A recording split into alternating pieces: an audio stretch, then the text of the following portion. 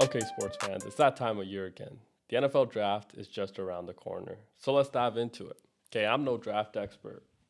I'm not going to tell you that I know exactly what this player is going to be at the next level, and I've watched X amount of hours of tape on this kid, and I can project that he's going to be a number one wide receiver on day one, or he's going to be a great edge rusher. I like his bend, his power. We'll leave that to the experts. Okay, I've watched a lot of college football. A lot of the players that are going in the first and second round, I am fairly familiar with. But let's be honest here. All right. These NFL, we think as fans that our front offices know what the fuck they're talking about, but they don't. Let's be real. Okay, they don't know what they're talking about either. There's no way you can accurately predict what an individual is going to be at the next level.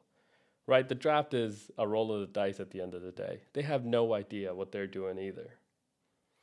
But they can evaluate what they've done in college and kind of predict if that talent is going to translate, which again, I've been in buildings where, scouting has happened and how so I can see how the athletic ability is scoutable.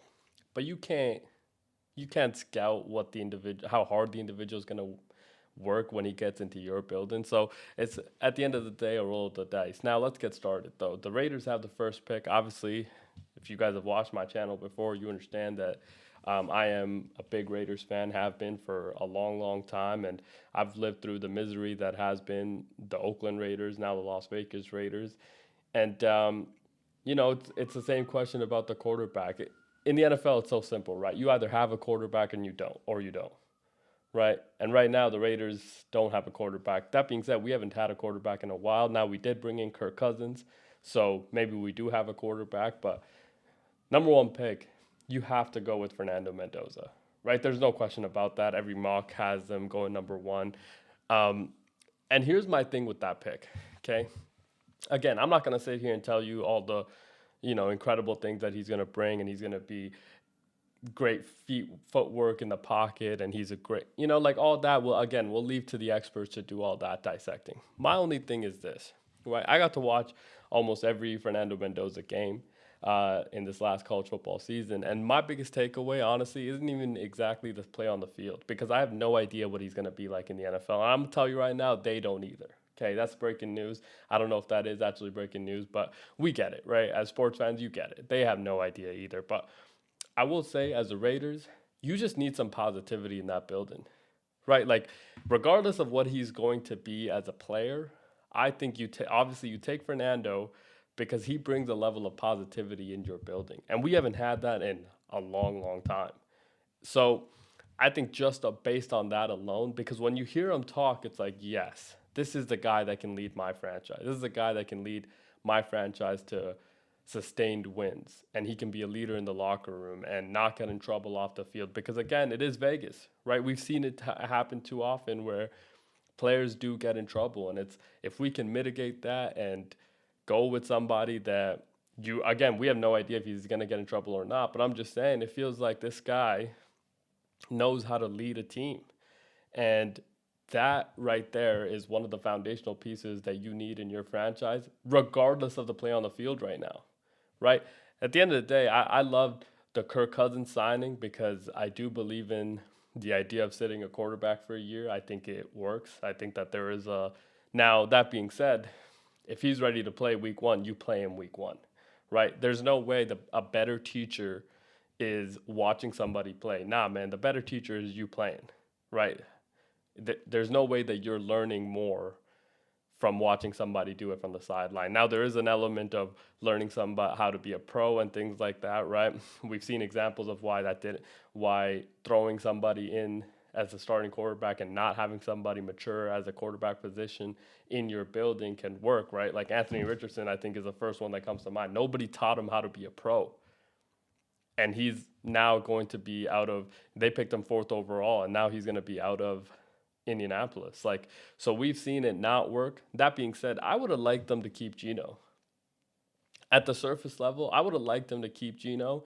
I'm okay with them, the trade and all that with the New York Jets because I think it works for the Jets as well. But I wouldn't have minded keeping Geno, but we got Kirk Cousins. So that kind of works out. Now, let's move on to number two. At number one, again, Fernando Mendoza goes number one. At number two, the Jets have to go best of it. Like, it has to be, again, they can go any which direction. I've talked about this before. I don't hate any teams in sports. Yeah, there's rivalry, right? Like, as a Raiders fan, I don't hate the Chiefs, right? You have to respect them for what they've been able to do, right? I dislike them, of course, right? I don't hate the Chargers. I dislike them, but they're also, in the same purgatory that we are. They haven't won anything. I don't hate the Broncos, right? Again, I dislike all of these teams. Same in the NBA. I don't hate any team. I dislike some of them, right? But I don't hate any team. I hate the New York Jets. Honestly, right? I hate the New York Jets because my biggest pet peeve in sports is when as a franchise, you're unable to give your fans a shred of evidence that you actually want to win. And that is the New York Jets. I don't hate the Browns, but I very strongly dislike them because they make constant decisions to tell their fans that we will stay in purgatory because we actually quite enjoy it. And I feel like the Jets enjoy the feeling of being shat on by every, not just franchise, but ex coaches, GMs, like literally everybody, kids, dude, right? So I hate the Jets. I don't think that they've done anything correct in their franchise. Okay, they haven't made any decisions that signals, yeah, you know what, we're actually building to something good, and it's like, this is your franchise. I so I At the number two pick, I would go with an edge rusher because they need it. But that being said, I don't know, man. They can go a lot of different ways. You go the best available. I do think that is Arvell Reese. Now, if you go Arvell Reese, is he going? There's a question about him potentially transferring from linebacker, outside linebacker, to edge rusher. I do think edge is the place that you need, and if you think that's why I think Arvell Reese makes sense because even if he isn't great right from year one at edge, you have zero expectations anyways. You have zero expectations. Okay, so I think it makes sense for them to go defense, but it's a Jet, so we have no idea. Now, number three is where it kind of gets interesting with the Cardinals because, again, they're a team that needs a little bit of everything, but they hired an offensive-minded head coach in Mike LaFleur. So do they go help, a quarterback that they might take later in this draft or next year, right? And build the best available? Or do they just shore up that defensive line? Now, I do think that they will go defense here just because they need everything anyways, but the best available is probably an edge rusher. Now, I know I've seen a lot of David Bailey and, all some of these other edge rushers going in this spot. I definitely think Ruben Baines is the guy. He was the number one edge rusher coming into this class, into this draft class last year. He drops to what, fourth, right? Third or fourth. I think Ruben Baines has a big upside. I think he will thrive in that environment of being in Arizona as well, hot weather, desert, which I do think does play into the draft prospects and things. I like Ruben Baines to go third overall. Fourth is very interesting to me as well because the Titans are, in my opinion, building something actually sustainable, which is something we haven't said about the Titans in a long, long time. Okay, we thought the sustainability was going to come with Mike Vrabel because everybody around the NFL, as a fan, as somebody that works in the industry, understood that Mike Vrabel, great head coach, except the owner of that team, right? And they moved on from him and hired Callahan, who, that was one of the worst situations ever. He publicly shot on his quarterback multiple times. He became instantly red right when something didn't go his way. Didn't love any of that whole situation. Now, obviously, they get Cam Ward last year, who I think is going to be a hell of a quarterback. But I thought the best hiring that happened this year was A, Bob Saleh, and B, Brian Daboll.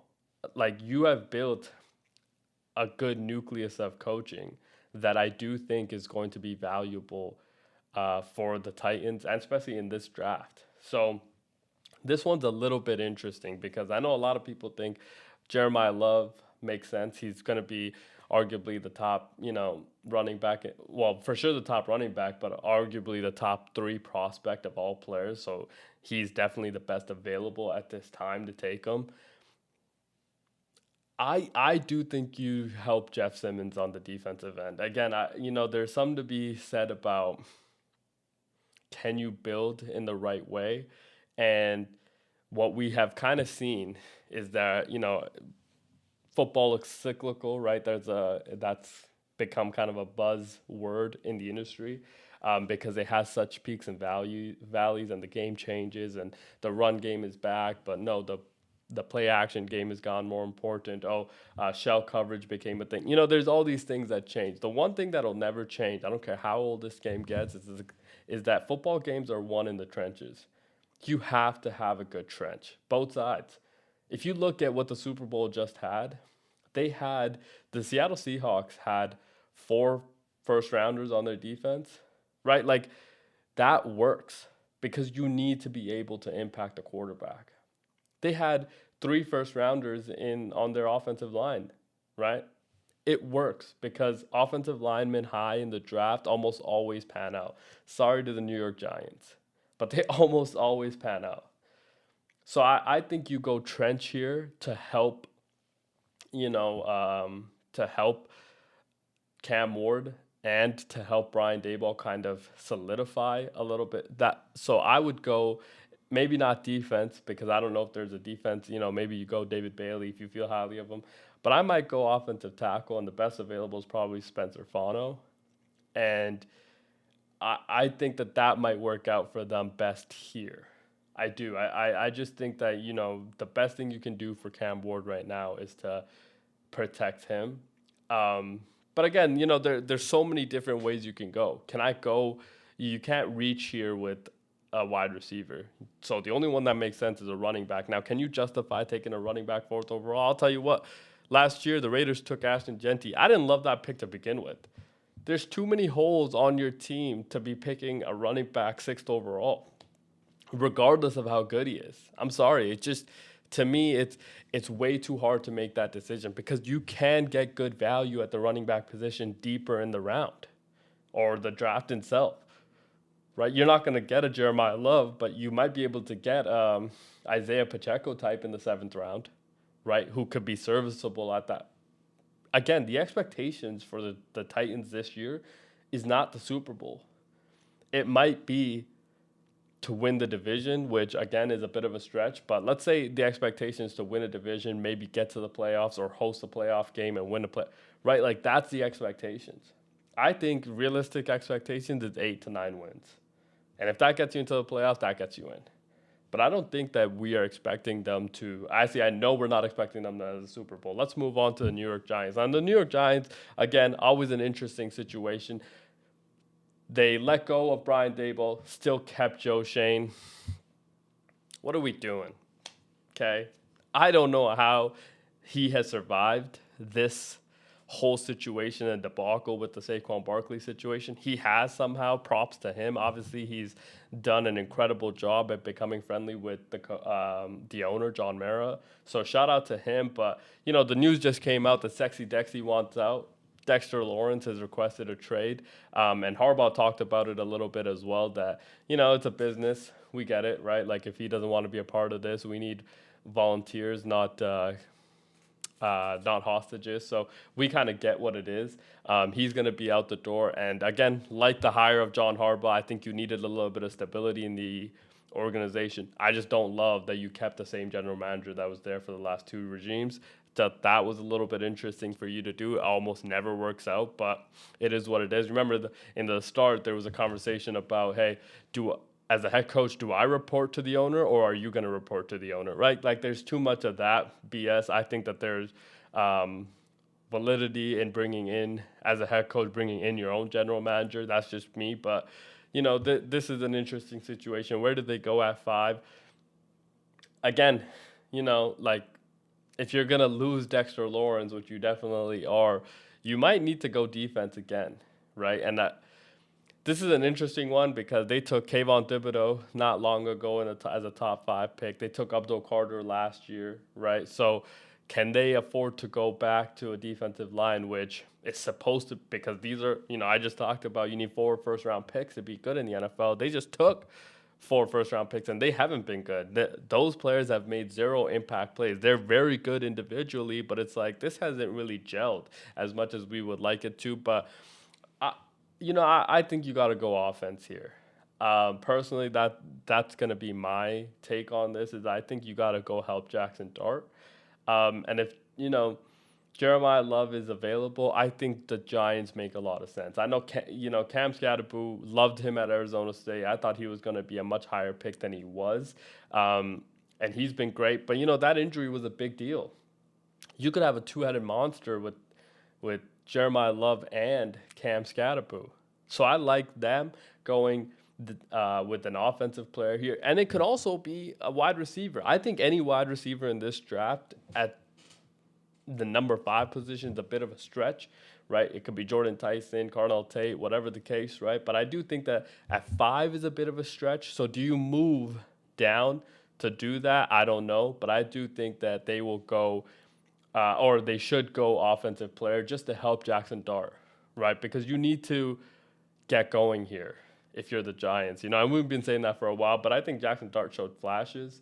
So I would go offensive player. I think you probably go Jeremiah Love here at 5. I think that makes a lot of sense for the Giants. If not, maybe you go tackle, right? You could go offensive line. Nobody's going to blame you for that. That being said, again, their evaluation of offensive linemen hasn't been great. So I mean, it's going to be interesting because I thought they were going to do something in free agency to help at the offensive line position. They haven't. So we'll see what they are going to be going forward. Now let's move on to the Browns at 6. Who's going to be their quarterback, I think, is the very first question. Is it going to be Deshaun Watson, which would be interesting? Is it going to be Shedeur Sanders, which seems like the likely option, but maybe not? Is it going to be another quarterback that they bring in? Is it going to be Dylan Gabriel? I think that there's too many question marks around that position. So at 6, you just go best available. And I think that if you're going to help a defense, if you're going to take defense and help Myles Garrett in the slightest way, I don't know if that makes a lot of sense because I do think that, your defense is going to be okay. Regardless, you went Mason Graham last year as well. So I don't know if they need to go defense. I would be very surprised if they did. I think you have to go an offensive player here. And if I was them, I would take a wide receiver. It's a little bit high. I agree. I'm not saying that it's not. I do think it's a little high for Carnell Tate or Jordan Tyson with the injury history. I would go offensive player and I would go wide receiver here.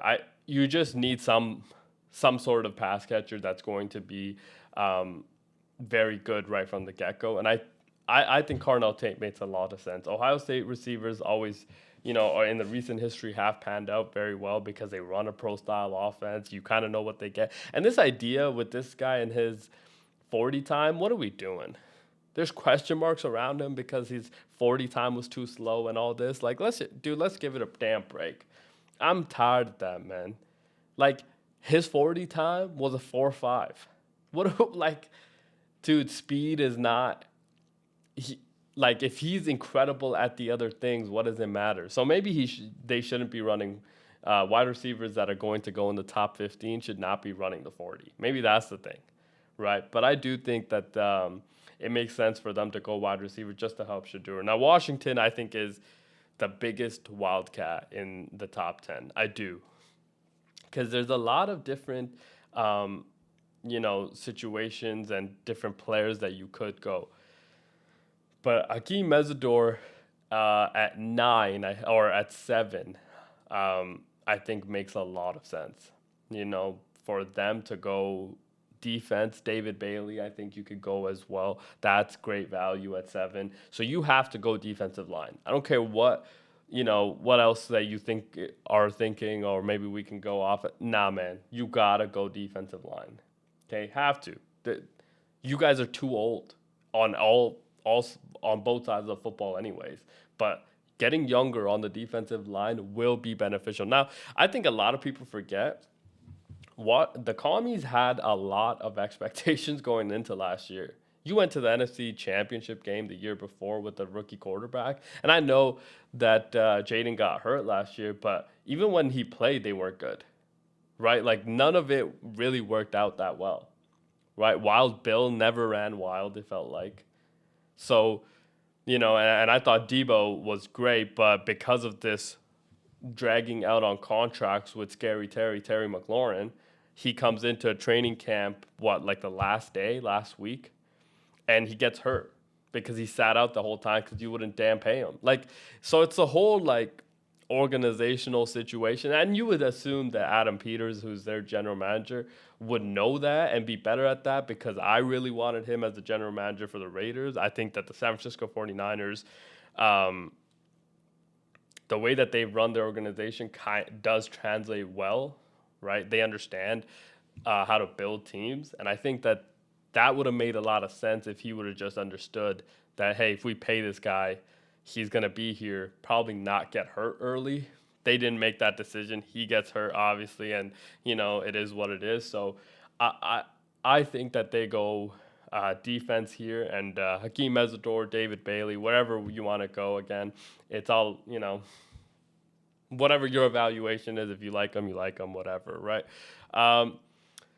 The Saints at number 8, I think Mansour Delaney at DB makes a lot of sense for them. He's probably the number 1 defensive back in this draft, and you probably need a little bit of that. Now, you could go Jordan Tyson here. I think that I have seen that in some mock drafts, and it kind of makes sense if you you get a wide receiver 1, but his injury histories are very similar to what Olave has dealt with in the NFL. So, but I do think you can go offense, help Tyler Shuck and this and that, right? I don't know if they would. I do think, I think when you lost Marshawn Lattimore and you traded him away to Washington, there's just been a hole on that defense, right? DeMario Davis, right? Like, I think that there's just a bit of a hole. I would go Sonny Styles or Mansour Delane here, I think, if you are the New Orleans Saints. I think it makes a lot of sense for them to go that way. Now, I think if you're the Chiefs at 9, you just go whichever one they didn't,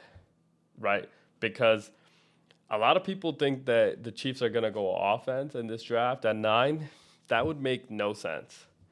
Look, you have a bit of an offense kind of developed.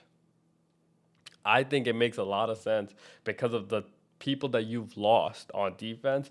If Mansour Delane's available, you take him, right? You lost 3-4 DBs this offseason. So it makes a lot of sense for them to go there at 9. If not, Sonny Styles, I think, makes a lot of sense for them as well. Or Caleb Downs. That's the one that I haven't mentioned because Caleb Downs is supposedly supposed to be the guy. Now, the safety position obviously devalued a little bit, but I do think that the Chiefs would figure it out in a way where it makes sense for them. Look, they're not going to pick this high again. This is a golden opportunity for you to go get a premier defensive player that's going to be a cornerstone in your franchise. And you kind of did have that in Trent McDuffie, to be fair. But, they moved on because it just made sense for them financially, I think. And this would make sense if you went DB, safety with Caleb Downs, or even a Sonny Styles, right? I think that makes a lot of sense. The Bengals, are just, they'll always be the Bengals, eh? Like, you just never know. Remember last year, they took Shamar Stewart and they refused to he refused to sign the contract because the language didn't make sense. His rookie contract, which is the most absurd thing because I thought it was a standard contract in the NFL, but apparently it's not, right? So the Bengals make no sense in a way where I have zero clue on which way they're going to go. I hope they go defense, okay? If you want to fill the void of Trey Hendrickson, you should draft a defensive player. Who that's going to be, I have zero idea because they could literally go DB, safeties, they could go linebacker, they could go, defensive line, defensive tackle, 3 techniques, 7 right?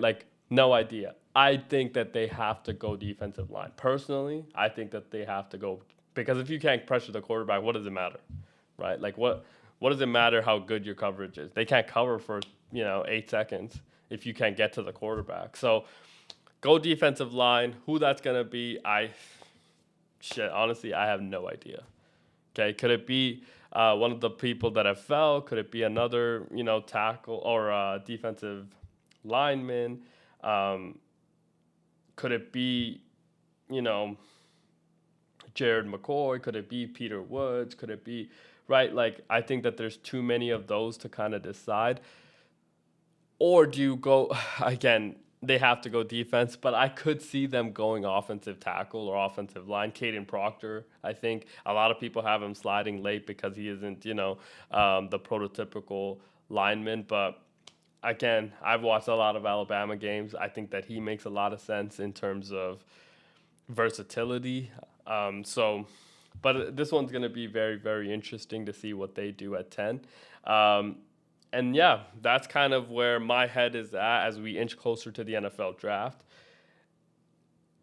It's the best time of year. And again, the NFL draft has become a spectacle. Happy that it's in Pittsburgh. I think they're never going to get the Super Bowl anyway. So for them to have the draft and how these numbers are coming out where how many people are attending and they're saying like 600, 700,000. I have no idea how they're calculating that because it makes absolutely no sense. But I think it's going to be so fun to see a lot of these teams. But what we know for sure is that number one pick will be Fernando Mendoza. Excited for him and Clint Kubiak to work together. Now, let's move on to a different sport because I know sports fans like to hear about different things. Okay. Let's move on to the NBA. There's a lot of I love the NBA because the stories are always hilarious, right? And also the people that talk about the NBA have almost zero context on what actually is happening, right? They just want to say it for the sake of saying it. Like, for example, today about, the conversations, oh, where should Giannis go? Oh, the Knicks make a lot of sense. And it's like, where are we just pulling these things out of thin air from? Obviously, it's good fodder and conversation and all that. But the 65-game rule has become a very polarizing conversation piece with the NBA because a lot of the star players that have had incredible seasons are going to miss out on a lot of money, obviously, and on the postseason awards because all NBA and postseason awards are tied into your contracts, and the likelihood of what contract, how much money you can get in the Supermax or whatever, right? So it's going to be interesting to see how they kind of deal with that. My personal take on it is that I don't know if it's working. Okay, let me just say that. I don't know if what you intended it to work is working from the viewer perspective. I think it is, right? To surface level, I think that people want to play. But I thought you put this in to be an anti-tanking situation. So how is it that you're having the tanking problem with this rule in place? Don't we have to, you know what I mean? Like now you're going to put in another anti-tank rule. It kind of goes against what you thought that this was supposed to do. So is it working right now? Sure. It sucks for some of these players because I think Luka Doncic has made himself into an all-NBA first-team selection at the bare minimum, right? With the play that he had all through February and March, right? He played himself into an all-NBA first team. Now he's going to be unable to get that. So we're going to see a lot of first, second, third teams that you're like, maybe these players didn't actually deserve it. Wemby got hurt last night, so we'll see what that means for his likelihood of getting any of the awards. What I do know is that, they instituted this rule because of the players, right? And if it's about... Okay, let me go back a second. They instituted this because of the players when it should have never really been. It was always more about the teams, in my opinion, as a viewer, right? What we know for a fact is that some of these NBA players definitely wanted to play and their teams were scheming that they shouldn't, because of they were trying to either get higher picks or they were scheming for the long term, right? But I do think as professional athletes, they all want to win and they all want to play. That's my personal belief. I know some people are going to disagree and be like, "Oh no, some people want to win more than others and this that." I personally don't believe that. I think that when you make it to the very, very top, especially when you make it to the NBA, you did not get it to the NBA by being uncompetitive or like the money got to, like, yeah, I think that there is some of that, but there always will be. But I just don't think that these guys have the way that it's being portrayed that they wanted to sit out and they would plan ahead on the game. Like, I just don't believe that it was a player's perspective type of thing. I think that that was a team situation, right? The teams wanted them to not do this. The teams wanted them to. That's my take on it, okay? So it sucks that some of these players are not going to be eligible, right? Ant-Man, not going to be eligible. Luka, Cade Cunningham, not going to be eligible, right? Potentially Wemby, not going to be eligible. So it sucks for them. It doubly sucks for what the Lakers are going through right now, I'll be honest. Obviously with the Luka injury and then with the AR injury. And, now you're asking LeBron to be 35-year-old LeBron. That's what you're, right? You're asking LeBron to be that guy to get you to playoff wins and beat a team 4 out of 7 times. Do I think it's possible? I've watched LeBron long enough to be like, honestly, it is, but it depends who you play, right? If you get the 4th seed and you play the 4-5 matchup with the Houston Rockets, I don't think you're going to win 4 out of 7. I think that there's a chance you can win 4 out of 7, though. I'm not going to merely dismiss it and say that there's no possible idea that you could. I do think that JJ Redick is a good enough coach that you could scheme something up. But you can't really play defense, so it's like, how are you really going to win? That'll be kind of interesting to follow and see. But it just sucks what the Lakers have dealt with in the last week. You had an incredible last month or two to kind of fit, after post All-Star break to round out the year. You got to 50 wins, and now it's kind of tailed off because of the injuries. It sucks. They're not really going to go that far. And now, obviously, you're asking LeBron to be the number one option, and his contract situation is looming. So it's kind of an interesting situation where it's like he might not be a part of this team next year, but you're asking him to take you to the promised land. We'll see how that works out. The Houston Rockets, on the other hand, like, I've said this for a long time. I love Alpi. Okay, I love Alpi. But the hype around Alpi was a year or two too early. It still feels too early. I don't think he's as good as people say they are. That he is. I don't think he's as good as people think he is or say that he is. Okay? He's great. Okay. Obviously an all-star. But is he all NBA? I don't know, man. I don't think he's all NBA. I don't think that you can ask him to go and run an offense like a Nikola Jokic. I don't think you can really run an offense through him. That's my one kind of issue with the Rockets, right? I do think that, and I said it at the start of the year, when they lost Fred VanVleet, I gave the Rockets almost zero chance to win the NBA championship. I was like, there's no way that you can make up for not having Fred. It just, because you also didn't address that. You didn't really address that issue. So now you're asking Amin Thompson and Alpi to run your offense. Like, what are we doing? You know what I mean? Like, what are we doing? That almost is like it's kind of like an absurd thing to think about that was what they were attempting to do. So I don't know how that's going to play out in the playoffs. I just know that it's not going to play out well for them. They're definitely, if they play the Lakers, they'll probably get to the second round, and then we'll kind of see what they are. The Timberwolves, interesting situation, right? They could fall out of the 6th seed. I don't think that they will, so they will end up playing the Nuggets in the first round if the standings stay as the way that they are. And if you play the Nuggets in the first round, it's going to be interesting. It's going to be really, really interesting because the health of Anthony Edwards and Jaden McDaniels, right, is kind of the determining factor of how you're going to play. With Jamal Murray and Nikola Jokic and Aaron Gordon, like, they're the tandem works too well for you to win 4 out of 7. Now they have beaten this team before, so the one way of success for the Minnesota Timberwolves is that you know what you're going to get from Ant-Man, right? You kind of know what you're going to get from Rudy Gobert. It might change night to night. He might be the guy that scores a lot of points. He might be a guy that only gets you 4 points, right? Like I think that his role will change. Julius Randle needs to average 25 points per game for them to have any success. Like he just does, man. Like because you need that scoring punch. So I think that will make a lot of sense for them if he can do that. And they can have a level of success against the Denver Nuggets, who have struggled in some places. I didn't love the move to get Michael Porter Jr. out. I know you saved some money and you brought in kind of a similar type of player in Cam Johnson. I didn't love that move because I think Michael Porter Jr. is arguably a top 5, top 10 shooter in the NBA. And he was hurt last year. Like the whole shoulder. Come on, man.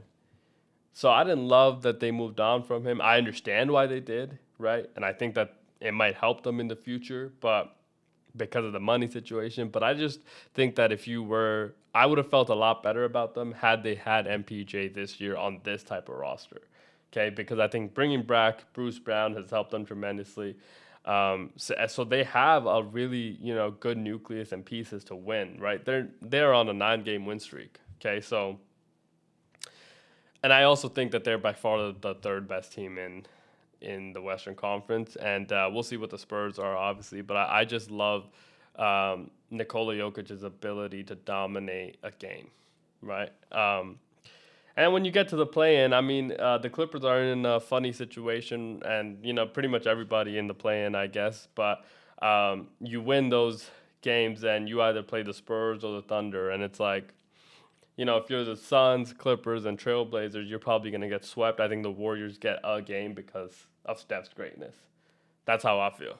Okay, let's move on to the Eastern side. Detroit obviously locks in the number 1 seed. I think the Celtics are still the best team in the Eastern Conference. The Knicks have zero faith in them. I think that, if they play the Raptors, they're a first-round exit. And I know you're seeing this banner and you're like, oh, this guy's clearly biased. I am clearly biased, but, I have zero faith in the New York Knicks. Okay? Zero. A lot of faith in Jalen Brunson. And to an extent, Cat. But that's it. I think that they are too dependent on the matchup in the playoffs. I think that they can beat some really good teams. I do think that they would have a really good chance against the Pistons this year as well. I think that they might have a good chance against the Cavs. I just think that it's very matchup dependent. If I was them, I would not want to play the 76ers. Just the way that the matchup would work. I would not want to play the Toronto Raptors, right? So I think that one will be interesting, but I don't really have that much faith in them. I really like the Cavs. Obviously, they took James Harden out of LA, and they've kind of built a good thing going. I just have zero faith in Evan Mobley. He got a lot of money, and he won a Defensive Player of the Year and all this, and I don't know. I thought he would be much better in the NBA, okay? Just naturally speaking, thought he would be much, much better. He hasn't been what I think a lot of people expected him to be on the offensive side of the ball. He disappears in some games. So it's are they going to beat the Hawks in the first round? Yes, I think that might be one, might be fairly good for them. But, again, I don't know if they want to play the Raptors because the Raptors are so unique, right? They're so different than every other team. Because you actually don't know who's going to be the guy on the day of. You don't know how the offense is going to run. You don't know how the defense is going to look. I think that because of the type of players that the Raptors have and the versatility, you actually don't know what you're about to get. So the first 2 games is just kind of a feel-out process. So I think the Raptors have a really good chance against, a Cavs team. The 7-10 is very interesting. Right? If you're the Boston Celtics, I think you can beat everybody, right, in that time. But if you're the Detroit Pistons, playing the Miami Heat in the first round, that could be tough, right? Especially not knowing what Cade Cunningham's going to be. I think that if the Miami Heat get into the playoffs and they get the 8th seed and they play the Pistons in the first round, I would be on upset alert. Okay, I think the Miami Heat can win that division. So there's a lot of storylines in basketball and the NBA right now, and there always are, right? That's why we love the NBA. It's a social media league, and it always will be. And but I just feel like there's moments where the league and the product on the floor is not nearly good enough. You know, we love it because I think we get tone depth, and I am kind of guilty of this, to the level of skill that players have in today's NBA. You get a little bit numb to that, but when you watch it in its entirety, you're like, dude, this product is incredible. I just don't love everything that surrounds the NBA throughout the year. And then we forget about all of it because the playoffs are so incredible, right? They always deliver. But I just don't love all the kind of conversations. And to be honest with you, I hate the talking heads that cover the NBA. Like, we don't have anybody with like a personality that you genuinely kind of appreciate. You know, it's always one of these like people that either are ex players and you are unsure as a fan if this is their belief or if this is what they're saying because they're told to say it. Like, sometimes I'm always wondering about that because they were in locker rooms, so they should be a little bit more aware of how things work in a locker room, but they'll say something and it's like, have you sold your soul or what's happening here, right? So yeah, I think the NBA products can definitely be better, and I hope it is going forward, but it's just tough to keep up with all of it for the entirety of the year. I think this is the time, especially post All-Star break, is when NBA fans really tune into the game. And the NFL's done, right? I think when the NFL finishes is when the NBA starts getting a little bit better. The NHL gets a lot better, and then this time of year, obviously, when baseball's back, you're like, okay, there's a lot of different things happening in the sports world, but the NBA product is still the best. We're 4 games away from the conclusion of the regular season, and now you have injuries happening and you have storylines developing on different situations and who's going to play what. Everybody's trying to find out what my team's best matchup is to the NBA finals. Now, my picks are very simple, and again, this is before the season has ended. This is before the playoffs have started. Okay, I think the Oklahoma City Thunder are just too good. Okay, I think that Shai Gilgeous-Alexander should, unanimous MVP in my opinion. I think the only person that should probably get a vote, obviously Wemby and the season he's had, but I think Jaylen Brown deserves a MVP vote for what he's been able to accomplish without Jason Tatum. But I think the Oklahoma City Thunder are kind of a runaway, right? Obviously, it's going to be matchup dependent for them as well because last year was very easy. They made it look very easy, but when they ran into the Nuggets, they went 7 games and the Nuggets ran out of gas and the Nuggets were hurt. So you do have to get lucky in a lot of different spots. But because they have SGA, who, Shea Butter is the going nickname, and I love it, don't get me wrong, but he's Thanos, man. That dude is inevitable. He's the best closer in the game. And I think that they're going to be a very, very tough out. And we know that, right? So, like, obviously, I do think that the Thunder will come out of the West again. And in the East, unpopular opinion maybe, but obviously I'm very sure the Boston Celtics are going to do very well, okay? Thunder, Celtics, I think is matchup kind of favorite for the odds makers. I'm going to go with the Cavs this year coming out of the East. So, Brant, again, it's kind of a curveball. I get it after I just kind of shot on Evan Mobley for like 2 minutes. But I think they have what it takes to win. Can they get it done? We'll see. But they're going to be a very interesting out, in my opinion. And I'm excited to see what they're able to accomplish. And you know what? Like, they need some sort of win in Cleveland. Okay, after everything that's happened with that franchise, I think that they need some sort of a win. Now, that's kind of the conclusion of this episode of the Muneeb Khan Show. Catch us on radio, iHeartRadio. We do a radio, and that's our actual show with all the other mandoms that everybody loves. We got Coach, Nelly G, Pete Betts. And I just have one message, obviously. The Masters are starting this week. I have a bobblehead on my head, or on my desk, sorry, of Tiger Woods. You know, he was one of my favorite athletes of all time. Love Tiger. Love golf, obviously. But don't drink and drive. Okay, that's just our message to everybody. Okay, there's too many, alternatives and solutions that are available to us in the world. And this is not just an athlete's thing, but this is a message to everybody. Let's not drink and drive, man. You know, we could kill ourselves. You can kill somebody else. It's like, it's never really worth it. It never is. And I would love for us as a community to be, again, there's a lot of negativity in the world. There's a lot happening, but sports are the ultimate unifier, and they bring everybody together regardless of your political beliefs or your religious belief or your race, right? It doesn't matter. And there's only one planet. So let's figure out a way to get together and stay together. That's it for me. I'm Muneeb Khan, and I'll catch you next time.